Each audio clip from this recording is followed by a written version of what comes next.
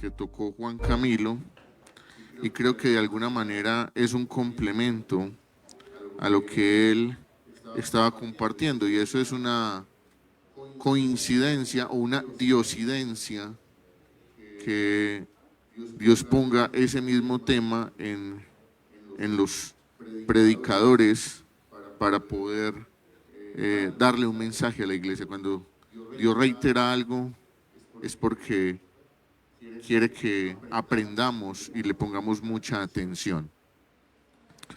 Así es que hoy quiero compartir con ustedes un tema que he titulado La fe que no se negocia. La fe que no se negocia. Hoy estamos enfrentados como iglesia a muchos desafíos, a muchas situaciones que están sucediendo en el mundo. Tal vez a nosotros no nos ha tocado en esta parte del mundo sufrir una persecución por nuestras creencias, por nuestra fe, por la manera en que podemos congregarnos o lo que expresamos como creyentes. Pero en otras partes del mundo sí se sufre violencia, se sufre persecución física a la iglesia. Ahora, eso no significa que en la actualidad nosotros aquí en Occidente, lo que han llamado Occidente, Europa y América, en donde tal vez hay un poco más de libertad religiosa, no significa eso que no haya una persecución o un querer censurar el evangelio, solamente que son estrategias diferentes. La cultura posmoderna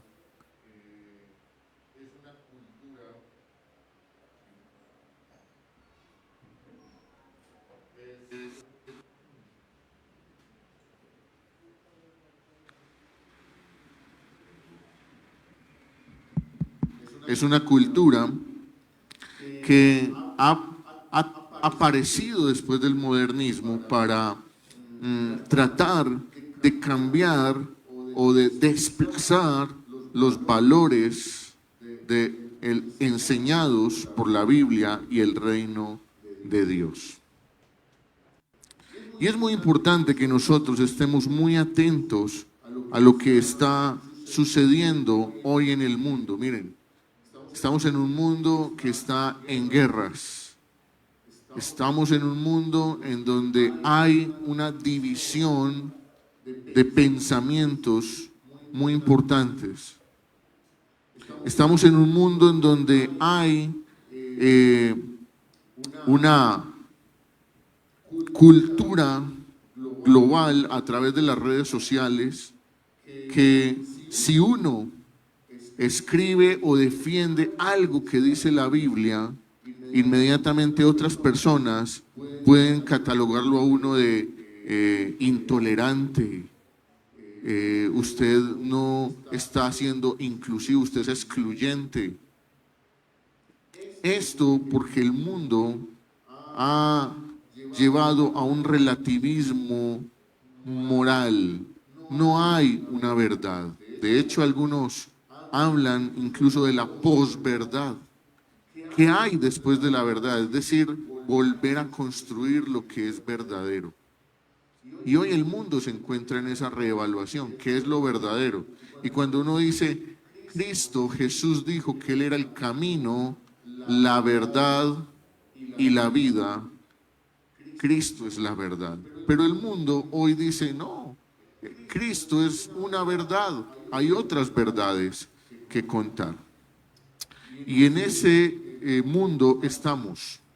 Hace poco leía un artículo donde decía que los jóvenes de entre 18 y 30 años de esta generación consideran que no deberían evangelizar, que no deberían predicar abiertamente en las calles o ir a tratar de convencer a otras personas que tienen otras creencias acerca del evangelio. Y la razón es porque ellos dicen, cada quien tiene derecho a creer lo que quiera. Y eso es lo que nos ha vendido el mundo, como relativismo moral. Y es algo que seguramente va a tener unas implicaciones a futuro. Va a tener unas implicaciones. Hoy, por ejemplo, empezamos a ver algunas de esas implicaciones.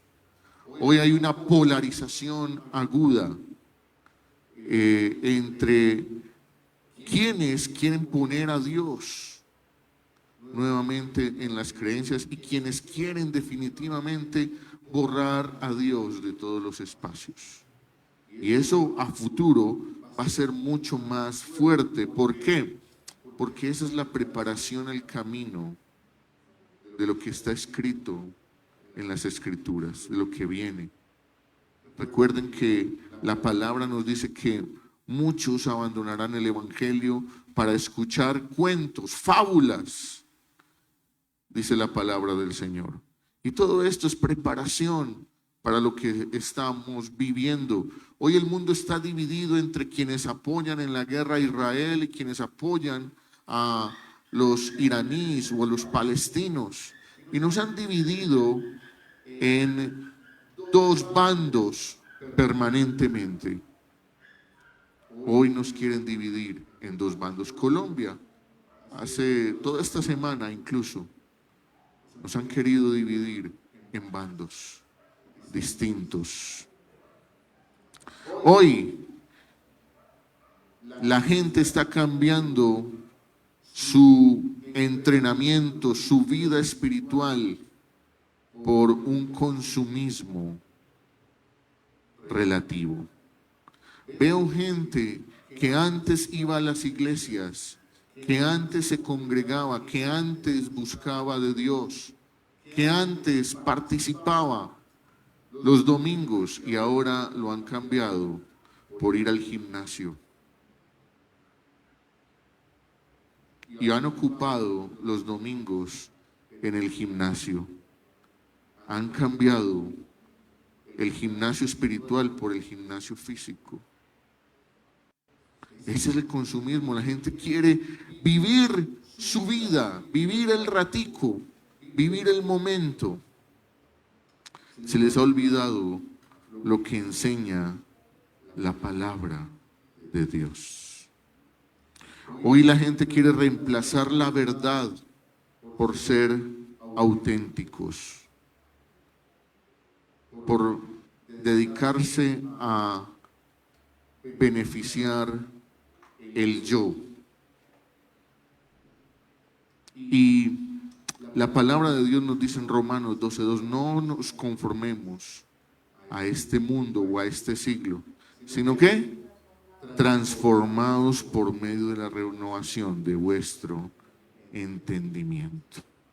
Sí, tal vez no nos están persiguiendo con pistolas, con espadas, pero el pensamiento global, el relativismo, el consumismo, la polarización, la presión está tocando cada vez más nuestra puerta y nuestro corazón.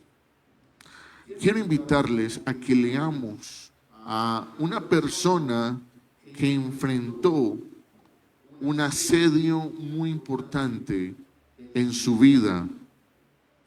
Y quiero invitarlo a que abra su Biblia en el libro de Daniel, un pasaje muy conocido, pero hoy quiero que nos detengamos a revisar algunos aspectos que nos enseña este pasaje. El libro de Daniel, capítulo 1.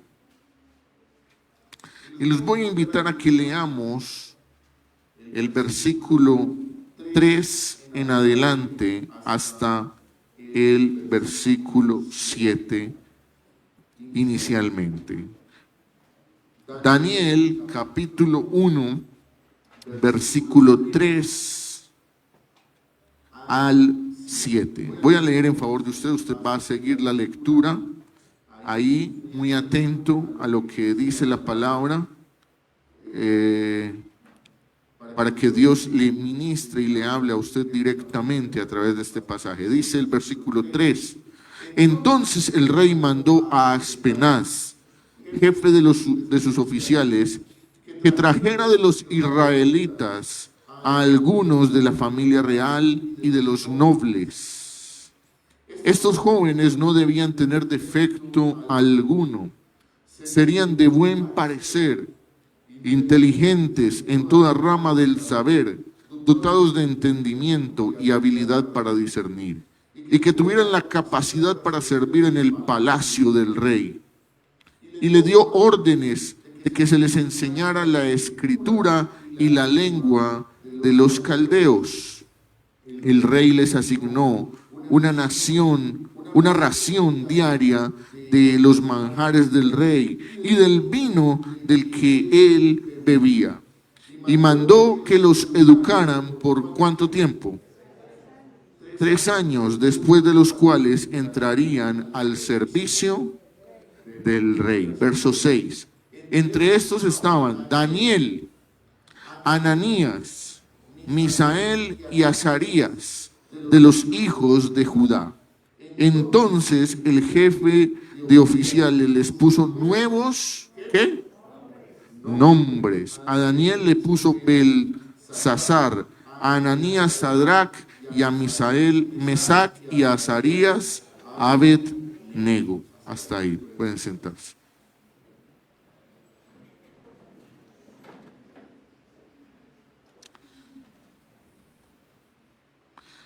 Yo quiero que revisemos ese pasaje que acabamos de leer y vamos a ver 3 cosas importantes que nos enseña este pasaje que acabamos de leer. Y hay 3 cosas que suceden en ese pasaje que no las podemos pasar por alto y que nos muestra lo que hizo el imperio babilónico con Judá. Recordemos un poco de contexto antes de ir a este pasaje, que este libro de Daniel que acabamos de leer es un mensaje en el que recordemos que el reino de Israel estaba dividido en 2. El reino del norte, las 10 tribus del norte, y 2 tribus hacia el sur, que era el reino de Judá. ¿Sí? Y el reino de Israel, es decir, el reino del norte, fue avasallado, fue conquistado por el imperio asirio. Muy bien. Mientras que el reino del sur, Judá, logró resistir por un poco más de tiempo y fue conquistado por el imperio babilónico. ¿Sí? Pero fueron 2 maneras de conquista diferentes.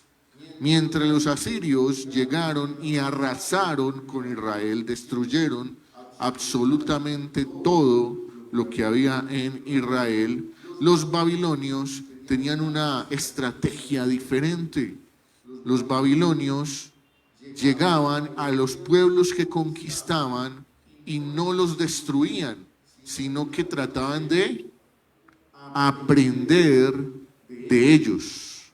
Por eso el rey Nabucodonosor dijo: ahora que ya llegamos y hemos conquistado a Judá, yo quiero que me traigan los jóvenes. ¿A quiénes? ¿Cómo dice? ¿Cómo decía la escritura? Que fueran inteligentes, bonitos, fuertes, valientes, que termina diciendo él, que puedan servir en el palacio. ¿Eso qué significa? Es decir, que puedan conversar, interactuar con el rey, que sean personas letradas, inteligentes, capaces, muy buenos. Tráiganse lo mejor de Judá y tráiganlo a la casa del rey para que el rey pueda nutrirse de todos esos conocimientos y de todas esas habilidades que tiene este nuevo pueblo. Y así fue. Y dentro de ellos, entonces aparece Daniel y sus amigos, los llevan hacia Babilonia, los sacan de Judá y se los llevan a Babilonia y los internan allá. Y hay tres cosas que manda hacer el rey Nabucodonosor con estas personas, ¿sí? No podemos perder de vista tres cosas que el rey mandó a hacer. ¿Cuál fue la primera? Mire la Biblia. Antes del nombre.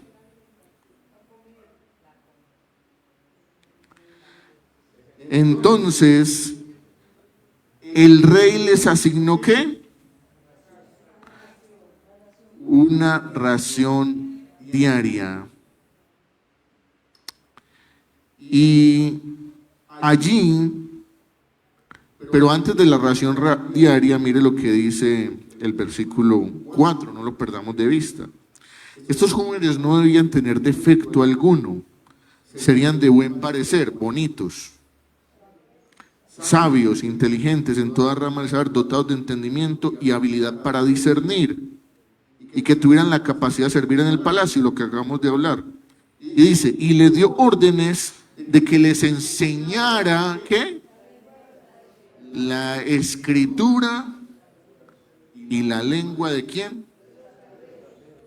De los caldeos. Lo primero que hace el rey, ustedes siempre pensando primero en la comida, no. Primero era, vamos a educarlos, pero ¿cómo así?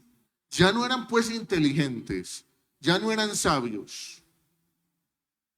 El rey dice, les vamos a enseñar nuestras costumbres. Si hay algo que tiene que ver con el arraigo cultural que uno tiene, es el lenguaje.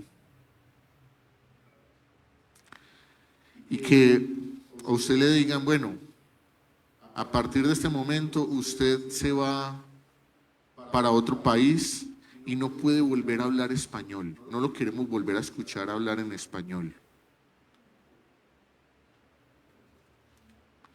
Y que usted lo desarraiguen y le digan, usted de ahora en adelante va a hablar este nuevo lenguaje, esta nueva lengua. ¿Sí? Y no solamente el lenguaje, sino que los iban a preparar en la escritura y en la lengua. En otras palabras, lo primero que el rey mandó a hacer es, a esos muchachos hay que lavarles el cerebro. Ellos vienen con muchas costumbres judías que no se manejan acá, hablan en su lenguaje hebreo, cambiémosles. Ellos van a tener que hablar caldeo y van a tener que saber escribir en nuestra lengua y van a tener que hablar como nosotros y comportarse como nosotros. Lo primero es que había que educarlos y cambiarles su ideología, su manera de pensar. Y eso es un cambio fuerte que quieren enseñarle a las personas. En estos días el pastor decía, escuchaba la predicación que tuvo hace 8 días por YouTube. Los que no se han suscrito al canal, suscríbanse. Y él hablaba del peligro de las universidades. Yo me crié en una época en donde los líderes nos decían, estudie, sea profesional. Y muchas veces nosotros, cuando yo estaba muy joven, eso fue ayer nomás, yo decía, pero el país, era una época en donde había mucho desempleo en el país. Yo recuerdo que era una época de mucha violencia, de mucho desempleo. Uno veía a las personas desempleadas y uno decía, ¿yo para qué voy a estudiar si aquí no hay empleo, si aquí no hay trabajo? Y muchos de esos líderes animaron a que estudiáramos, a que nos superáramos, a que saliéramos adelante, a que creciéramos en conocimiento, en habilidades, en inteligencia, para que fuéramos como esos Danieles. Y recuerdo mucho un profesor en la universidad que nos daba, esa materia se llamaba Ética y Formación Integral. Y el profesor desde que entró dijo, yo soy ateo. Y lo que vamos a estudiar en esta materia es que vamos a estudiar todas las religiones del mundo. Y yo les voy a demostrar que las religiones todas son una mentira. Y entonces muchos de mis compañeros le decían, pero ¿eso qué tiene que ver con la carrera de nosotros? ¿Por qué este señor nos está poniendo a estudiar religiones? ¿O qué tiene que ver con administración de empresas? ¿Para qué nos va a servir eso? Y él, no, es que yo le estoy enseñando ética. Entonces empezó a repartirlas. Y yo recuerdo, yo estaba muy sardino, que cuando él empezó a repartirlas, yo levanté la mano. Y le dije, no, a mí deme el cristianismo. Démelo a mí. Ah, listo. Coja usted el cristianismo. Y me dejó de último para exponer. Expusieron todas las religiones, el islamismo, el budismo. A todos los estudiantes los volvió nada. Porque era un profesor mala leche. Freddy se llamaba. Freddy, si me estás viendo, mala leche, profesor.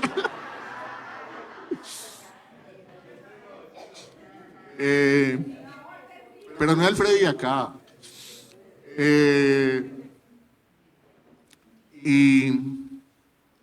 Y él a todos los volvía nada. No, usted no hizo el trabajo como era. Y empezaba a rajarlo y todos aburridos porque las notas más bajitas. Entonces me tocó a mí, de último. Ya habían pasado muchas clases. Y entonces yo salí y expuse. El cristianismo cree en esto.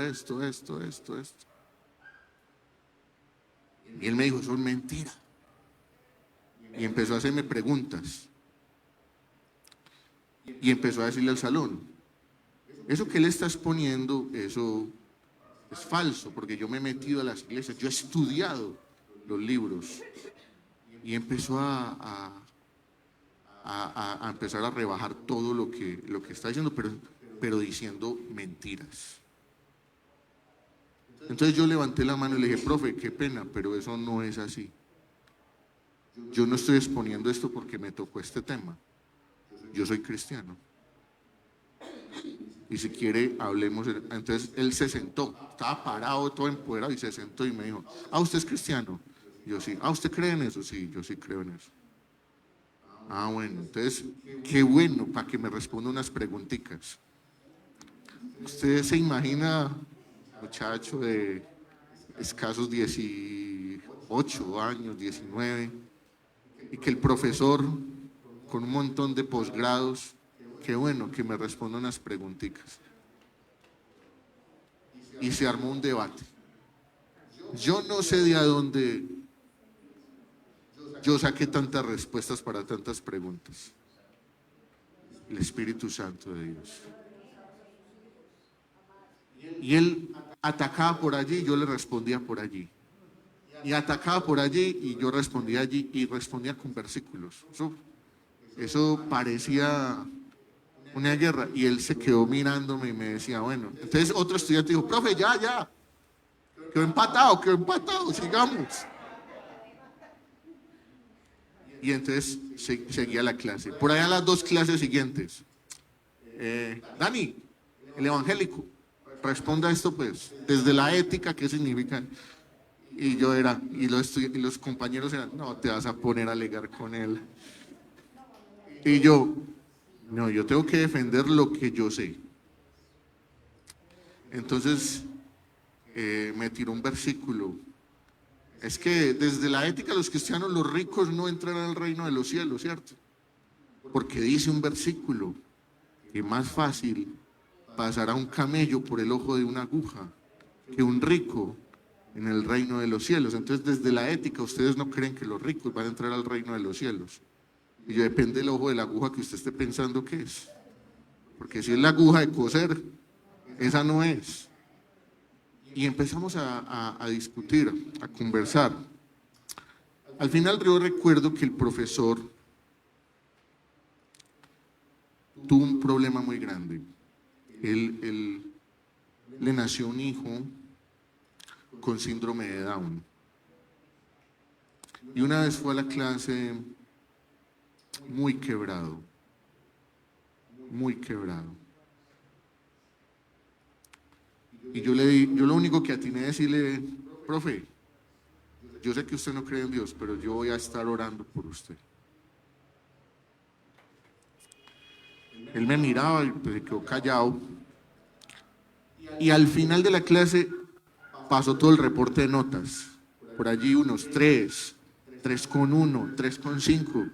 Y a mí me puso 5. Y recuerdo en esa última clase que me hizo parar. Venga, Dani, el evangélico, párese, párese. Dios. Este muchacho sacó 5. ¿Saben por qué sacó 5? Porque es el único que demostró aquí que sabe en qué cree. Ninguno de ustedes sabe en lo que cree. Y todos es que, pero increíble si este es. Y él hizo eso. Unos años después, me lo encontré. Las cosas de Dios. Me lo encontré en una empresa y él me reconoció. Y fue y me saludó y yo, Frey, ¿usted qué está haciendo aquí? No, es que vine aquí por un pedido y pues yo no sabía que tú trabajas aquí. Y yo le dije, ¿todavía estás dando clases en la universidad? No, me echaron.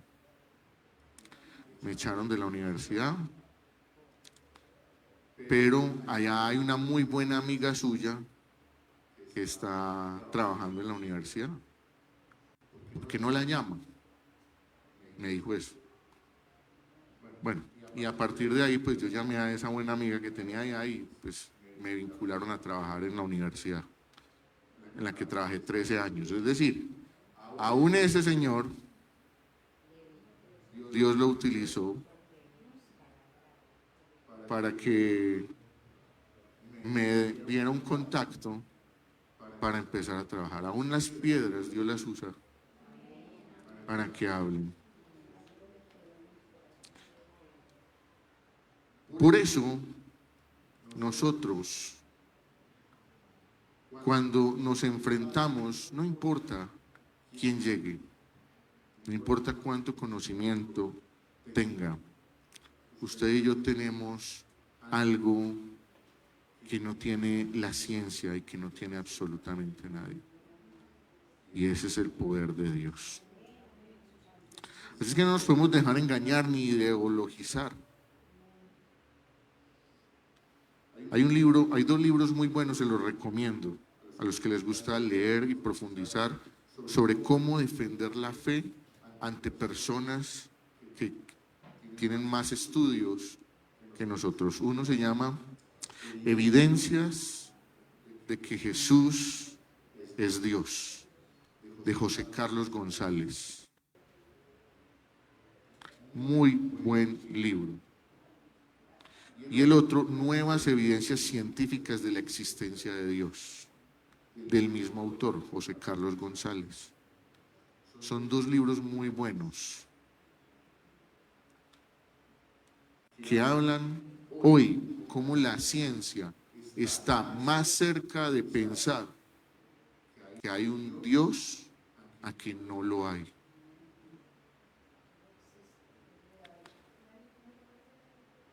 Nuevas evidencias científicas de la existencia de Dios.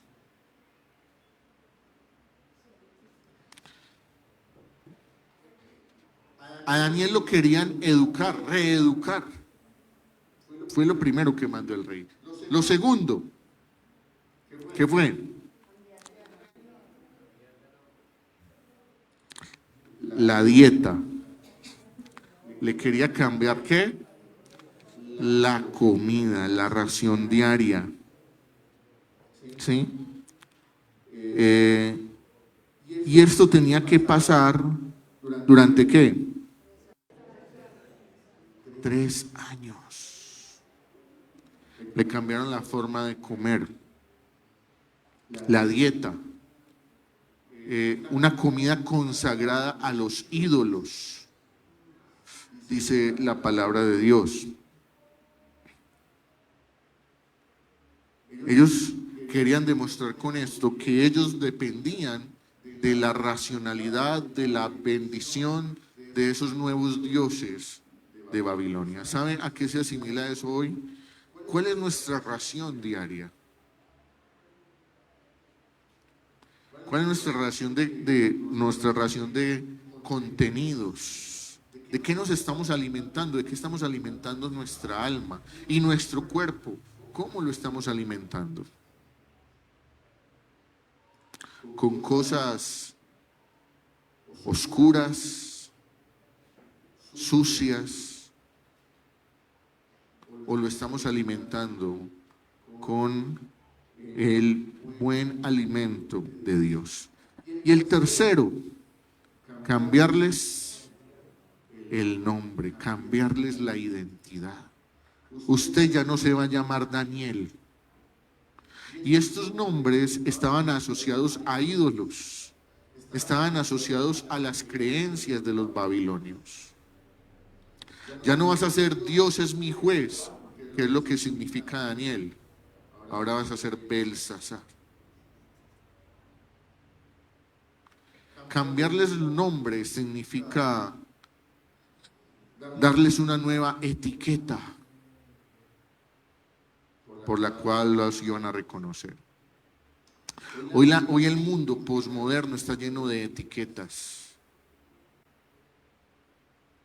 Que la gente se quiere parecer a algo porque la gente quiere identificarse con un grupo, identificarse con unas creencias, pero cada vez, si usted analiza esas creencias, son más creencias relacionadas con la emotividad que con la racionalidad. Hasta hace poco estuvo muy de moda los Terians, ¿cierto? Es que yo me creo perro,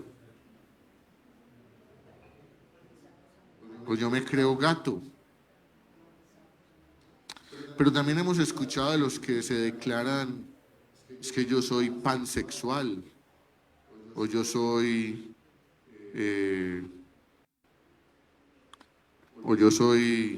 ¿cómo es que se llama el otro? Pansexual. Y el otro, yo creo en el poliamor. Yo soy poliamorista. Disfrazamos el pecado con palabras, con etiquetas bonitas. Pero realmente lo que hay es una degradación del ser humano. Entonces, Nabucodonosor quería darles unas nuevas etiquetas a estas personas. Querían borrar todo lo aprendido, todo lo que ellos habían aprendido en su cultura, todo lo que sabían de su Dios. Querían borrarlo. Y ustedes saben que más adelante a Daniel le prohíben orar a su Dios. Porque esto es una cosa que se va degradando poco a poco. Hoy nosotros decimos, no, pero pero ¿qué tiene de malo empezar a aceptar algunas cosas en la iglesia? Pero es que eso se va degradando hasta que te digan, tú no puedes ya orar a Dios. Tú no puedes salir en una marcha a proclamar el nombre de Jesús. Porque todo va ganando terreno. Eso mismo le sucedía a Daniel, le querían cambiar su forma de pensar, su forma de ver la vida. Nosotros también tenemos que entender que la Biblia habla en Apocalipsis acerca de una Babilonia. Porque Babilonia no es un imperio que se quedó allá en el año 500 antes de Cristo. La metáfora que utiliza Juan en Apocalipsis sobre Babilonia es el imperio de donde surge la bestia y el anticristo. Entonces no podemos ver a Babilonia como un imperio del pasado, sino que Babilonia hace referencia a este sistema, al mundo que no llega arrasando con nuestras creencias, que no llega arrasando, sino que llega infiltrándose lentamente, cambiando tu nombre, cambiando tu educación, cambiando tu cultura, cambiando tu sistema de pensar, y va penetrando hasta alcanzarlo. Por eso nosotros tenemos que estar hoy más que nunca apercibidos, entendiendo muy bien los tiempos. Mira lo que dice Daniel en el versículo 8, el texto más conocido.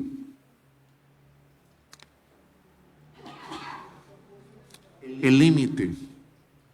Pero Daniel se propuso en su corazón no contaminarse. ¿Con qué? Con los manjares del rey, ni con el vino que él bebía. Y pidió al jefe de los oficiales que le permitiera no contaminarse.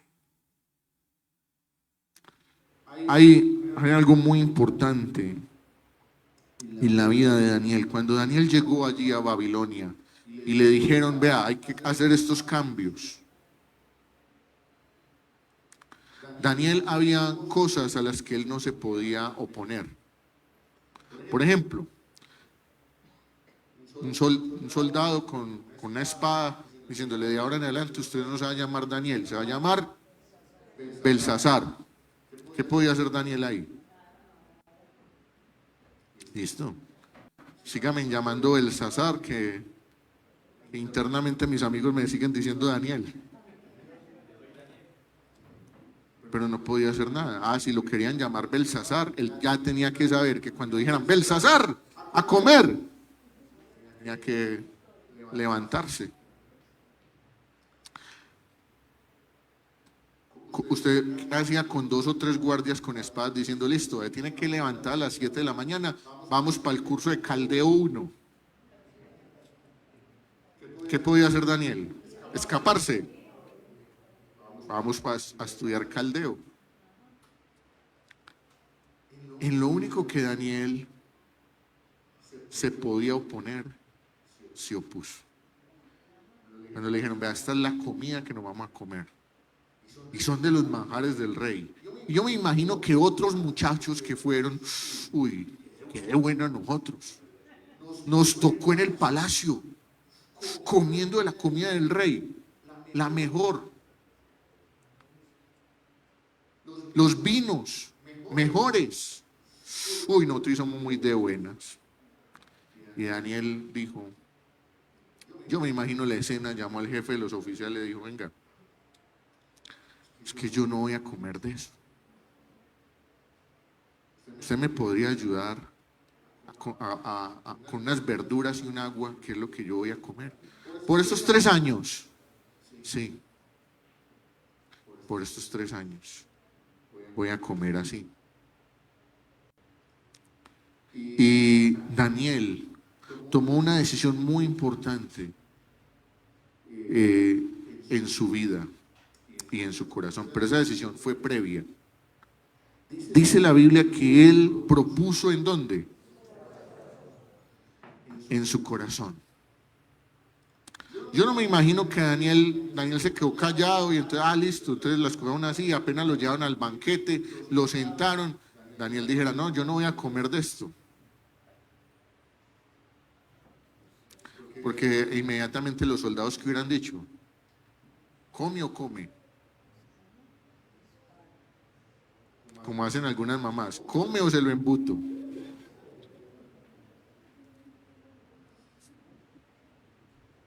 Él lo dijo con anticipación. Dijo, no, vea, yo voy a comer otra comida. Voy a tener otra dieta. ¿Y por qué es importante esto? Porque algunas personas, a mí me ha pasado, no somos claros desde el principio en nuestra fe, en nuestra convicción, en lo que hacemos y en lo que no hacemos. No somos claros desde el principio.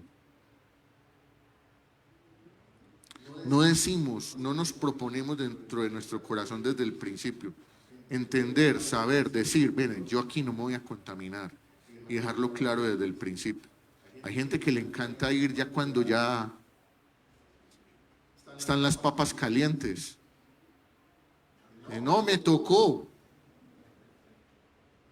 Claro, y ya le sirvieron el chicharrón ahí, ya usted, me tocó. Hay personas que hacen eso. Hombre, si a ti te invitan a un bar, ¿usted sabe a qué le invitan a usted a un bar? No le invitan a picnic, ¿sí o no? Y usted dice, yo voy a ir. Y yo me tomo una Coca-Cola y Y la demás gente ni siquiera sabe que usted es cristiano. ¿Qué pasa ahí? Usted le es más difícil. ¿Para qué complica la vida? Daniel no iba al banquete. Daniel dijo, yo desde mi corazón he resuelto no contaminarme. Y Daniel tomó una decisión desde su corazón y luego lo hizo con firmeza, pero no vimos a Daniel protestar, no vimos a Daniel insultar, no vimos a Daniel agredir, no vimos a Daniel diciendo, me van a cambiar el nombre, me van a cambiar de pensamiento, yo me hago es matar. A mí no me cambian nada. ¿Daniel con qué? Daniel sabía que si Dios lo había puesto allí, él tenía un propósito. Y tampoco Daniel salió a decir, ese Dios cómo permite que a mí me saquen de mi tierra y me lleven a Babilonia. Él sabía, él era consciente que el pueblo había abandonado a Dios. Pero él, donde estuviera, él iba a seguir, ¿a quién? A Dios.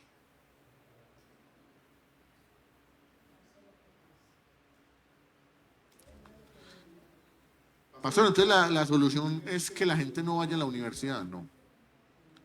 Vaya a la universidad a hacer ¿qué? Luz y sal.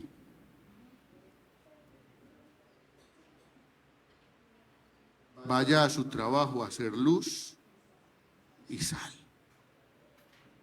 Vaya a la calle donde su familia conversa a hacer luz y ser sal.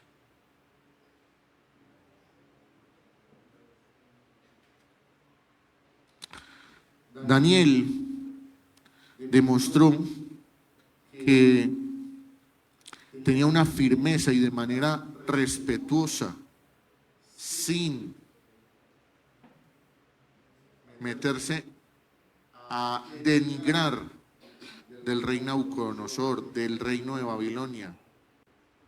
Aceptó, pero sabía quién era. Sabía quién era. ¿Qué pasó con Daniel? Miremos versículo 17 y versículo 18. El resultado de esa fidelidad que tuvo Daniel frente al rey. Dice, versículo 17, a estos 3 jóvenes Dios les dio ¿qué? Conocimiento e inteligencia en toda clase de literatura y sabiduría. Además, Daniel entendía toda clase de visiones y de sueños. Verso 18. Después de los días que el rey había fijado para que fueran presentados, el jefe de los oficiales los trajo ante Nabucodonosor. Y el rey habló con ellos, y entre todos no halló ninguno. ¿Como quién? Como Daniel, Ananías, Misael y Azarías. Y entraron pues al servicio del rey. Verso 20. Y en todo asunto, ¿de qué? De sabiduría y conocimiento que el rey consultó, los encontró ¿cuántas veces? 10 veces superiores a todos los magos y encantadores que había en todo el reino. ¿Hasta cuántas veces los encontró mejores? 10 veces mejores. En todo trabajo que les puso, fueron hallados 10 veces mejores. Cuando tú y yo somos fieles a Dios, cuando tú y yo sabemos de dónde nos ha rescatado Él y hacia dónde vamos, cuando tú y yo decidimos guardarnos para Él, tomar decisiones en nuestra vida, cuando tú y yo tomamos la decisión de guardarnos para Él, Dios ve eso como alabanza, como adoración, como olor grato en nuestra fidelidad. Y Dios, por su gracia y misericordia, no nos dejará avergonzados. Nos levantará y nos pondrá sobre otros. Multiplicará nuestro trabajo, multiplicará el fruto de nuestras manos, nos dará más inteligencia, más sagacidad, más sabiduría. Porque Él ama a quienes son fieles a Él.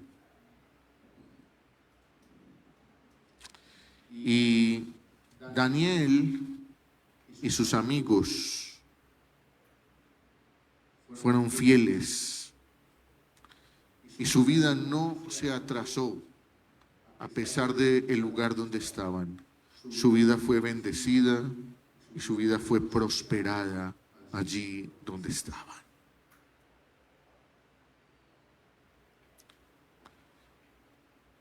¿Cómo está tu fidelidad con Dios?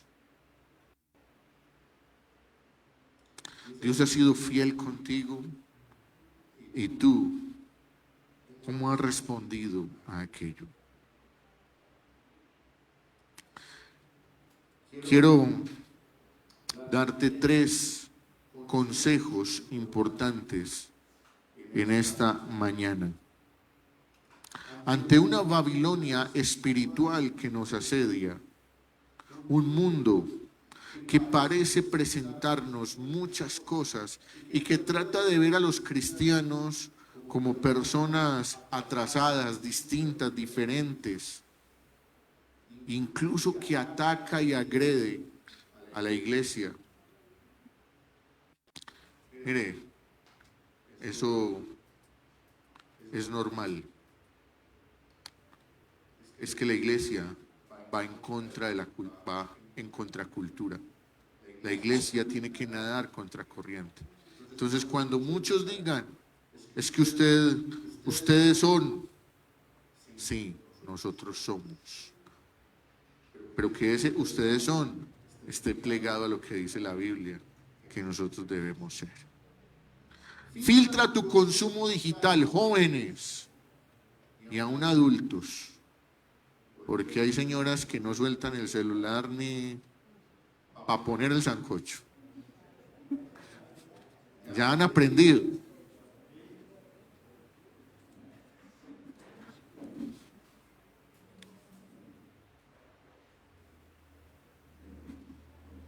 Filtra tu consumo digital. Así como Daniel decidió no contaminarse con la comida del rey, porque estaba sacrificado a ídolos que estás consumiendo tú. ¿Qué series? ¿Qué tipo de videos? ¿Qué tipo de mensajes? ¿Qué tipo de música te está alimentando? Porque eso tiene un efecto psicológico. El subconsciente va quedando esas imágenes, esas letras, esos ritmos.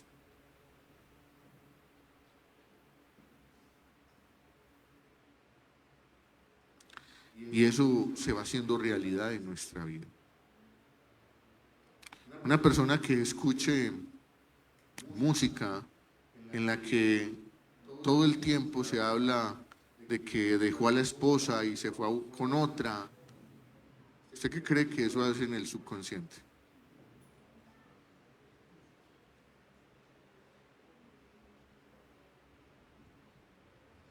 O los chicos que escuchan permanentemente, no, hay de vez en cuando un reggaetoncito, que es que me gusta mucho tal artista, tal otro. Y cuando eso habla de sexo, sexo, sexo, sexo, sexo, droga, sexo, droga, sexo, ¿usted qué cree que eso deja en el subconsciente, hijo? Eso hace su trabajo.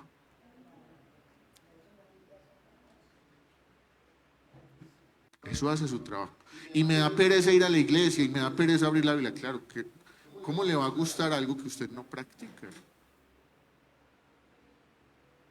Que usted no escucha, de lo que usted no se alimenta, de lo que usted escasamente se alimenta un ratico los domingos. Va a ganar lo otro. ¿Qué estás consumiendo?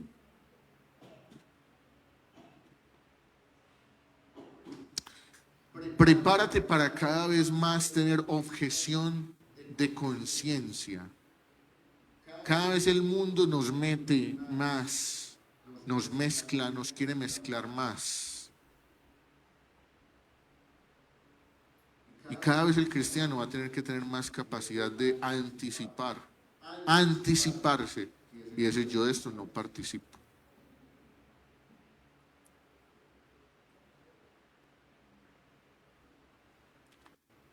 Yo de esto no participo.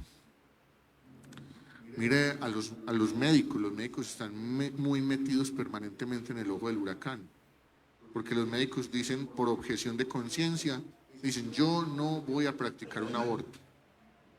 Y ya la Constitución dice, entonces venga, es que hay 3 causales de aborto. Usted como médico tiene que cumplirlas. Pero mi objeción de conciencia, mi fe me dice que no lo haga. Y entonces, si por ejemplo se está trabajando en un hospital público, le dicen, las tiene que hacer, o si no, no puede trabajar aquí.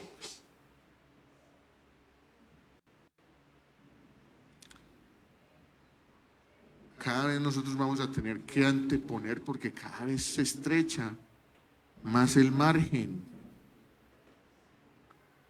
Cada vez la Babilonia le va ganando más terreno.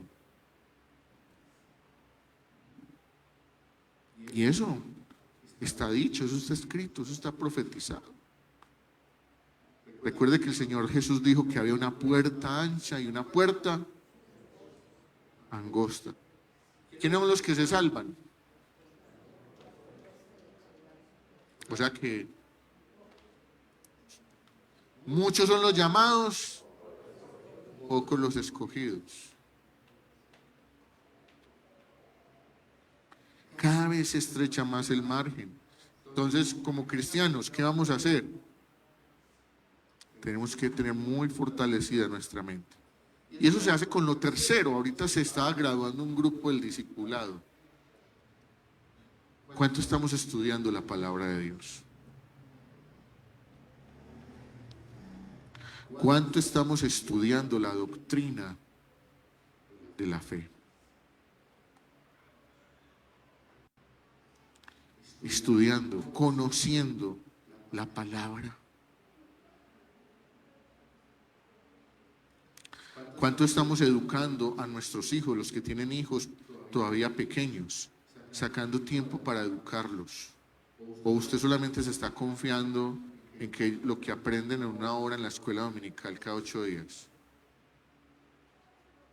¿Cómo estamos enseñando? ¿Cómo estamos trabajando el conocimiento del Evangelio?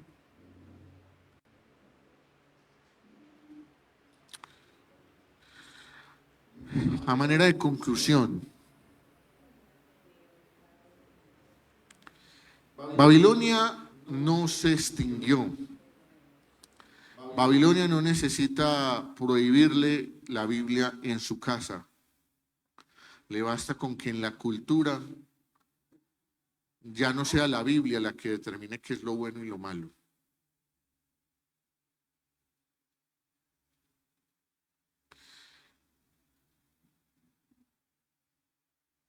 Dios está buscando personas como Daniel que se propongan en su corazón no contaminarse, no en el momento de la presión, no en el momento de la lucha, desde antes digan: yo no me voy a contaminar.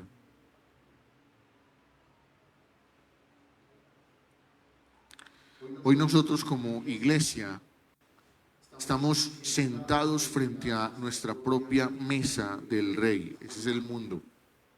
Nos pone muchas cosas para elegir.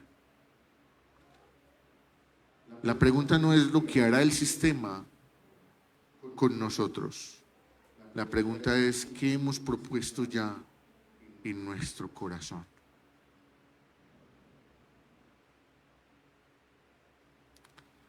¿Qué has propuesto tú en tu corazón? ¿Agradar a Dios? ¿Seguirlo? ¿Servirle? ¿Amarle? ¿Serle fiel? Que el Espíritu Santo te recuerde siempre ese propósito. Y yo no sé si tú, si aquí hay alguien que nunca ha tomado una decisión de seguir a Dios, que está tal vez esperando un tiempo para saber si toma una decisión de seguir a Cristo o no. Pero yo lo que quiero decirte hoy es que si tú viniste a este lugar, Dios te está diciendo hoy que empieces esta carrera, que no permitas que el mundo te siga arrastrando, que no permitas que tus, comillas, ocupaciones te sigan alejando de lo más importante que hay en el mundo. Lo más importante que hay es conocer a Dios. Si hay algo de lo que yo me siento orgulloso, si es que se puede utilizar la palabra orgullo, es de haber conocido a Dios, de saber que Él está conmigo en los momentos difíciles, pero que también me ha dado la victoria, que también, gracias a la fidelidad, Él me ha puesto en lugares mejores. Él ha bendecido mis pasos. Y yo quiero que también esa bendición lo alcance a usted. No hay otra mejor decisión que la que tomó Daniel. Ser fiel a Dios, a pesar de las dificultades, a pesar de estar en otro país, a pesar de estar en otra cultura. ¿Y cómo Dios utiliza a Daniel para transformar una nación? ¿Cómo Dios utiliza a Daniel para que sobreviva aún al foso de los leones? ¿Cómo Dios utiliza a Daniel para que haya gracia ante el rey? ¿Cómo Dios utiliza a Daniel para que hable y aconseje al rey? Y Dios hoy nos está llamando, no para que sigamos ahí a medias tintas, sino para que tomemos decisiones en nuestra vida y en nuestro corazón. Y yo no sé si hay algo con lo que usted está luchando internamente, que usted dice, yo no debería contaminarme con esto, pero me estoy contaminando. Pero eso está haciendo mella en mi corazón y en mi vida. Y eso no me está permitiendo avanzar, no me está permitiendo prosperar, no me está permitiendo ser de bendición para mi familia, para mi trabajo, para los lugares donde Dios me ha puesto.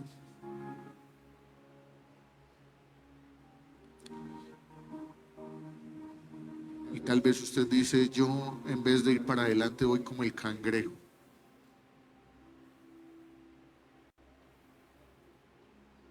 Y tal vez lo que necesitas es pensar, ¿qué es lo que yo tengo que quitar de mi corazón para serle fiel a Dios?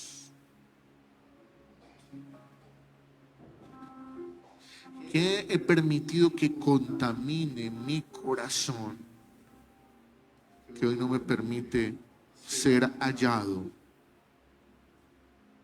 fiel y bendecido? Quiero invitarle a que cierre sus ojos ahí donde está. Y esta es una oración que solamente puede hacer usted con el Señor.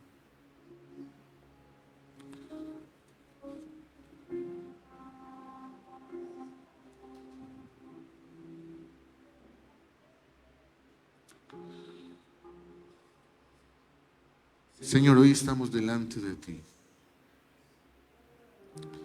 Queremos poner nuestro corazón delante de tu presencia.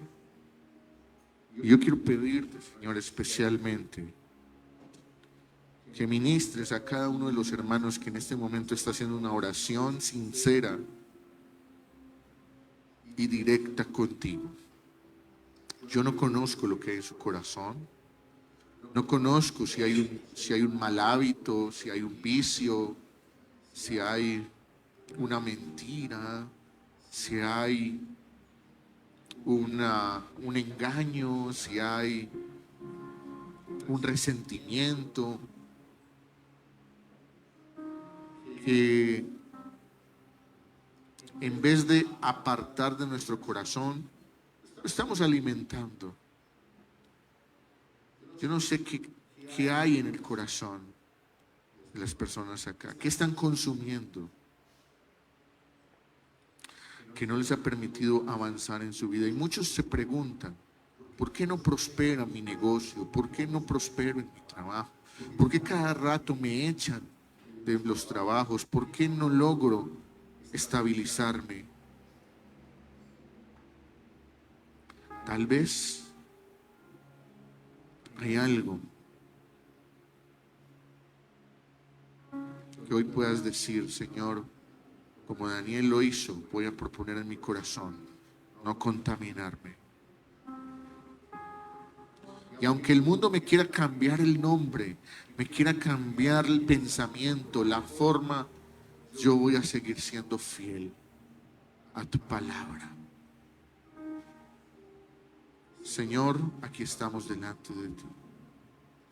Yo te pido que ministres esos corazones que hoy están diciendo, Señor, yo quiero seguirte fielmente, no a medias. Quiero quitar en mi corazón lo que contamina mi vida. Quiero quitar esas malas palabras que salen de mi boca. Quiero quitar esa mentira que siempre aparece a flor de boca. Quiero quitar esa violencia con la que respondo. Quiero, Señor, no dejarme seguir seduciendo por la sensualidad e hipersexualidad que hoy en el mundo está atrapándome. Quiero, Señor, serte fiel. Quiero, Señor, romper toda atadura, toda cadena. Que tú la rompas, Señor, en mí. Y me permitas tener un corazón dispuesto, limpio, sin contaminación.